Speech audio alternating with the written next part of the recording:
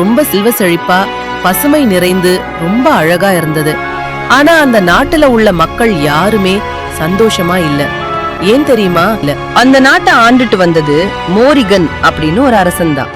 அந்த அரசனுடைய கொடுங்கோல் ஆட்சியால மக்கள் எல்லாரும் ரொம்ப கட்டுப்பாட்டுக்குள்ள வேதனையோட இருந்தாங்க. பல வன்முறையான சட்டங்கள் எல்லாம் போட்டு ஏதோ கைதி மாதிரி அந்த நாட்டுக்குள்ள மக்கள் எல்லாரும் வாழ்ந்துட்டு இருந்தாங்க. ஆனா இந்த மோரிக மன்னர் ஒரு தீவிர சிவபக்தன். என்னதான் கொடுங்கோல் ஆட்சி செஞ்சு மக்கள் எல்லாரையும் கஷ்டப்படுத்தினாலும் தினமும் அதிகாலையில எழுந்து சிவ பூஜை செய்யாம அவருடைய பொழுதை ஆரம்பிக்கவே மாட்டாரு. அந்த அளவுக்கு தீவிர பக்தி. இப்படி இருக்கும்போது ஒரு நாள் ஒரு துறவி மன்னரை பாக்கறதுக்காக அரண்மனைக்கு வராரு. அந்த துறவி மன்னரை பார்த்து சொல்றாரு, உங்களுடைய நாடே செல்வ செழிப்பா இருக்கு. ஆனா உங்களுடைய ஆட்சியால மக்கள் ரொம்பவே கஷ்டப்படுறாங்க. நீங்க எதுக்காக இப்படி பல பாவங்களை சேர்த்துக்கிறீங்க? உங்களுடைய கொடுங்கோல் ஆட்சிய மாத்திக்கோங்க அப்படின்னு எவ்வளவோ சொல்லி பார்த்தாரு.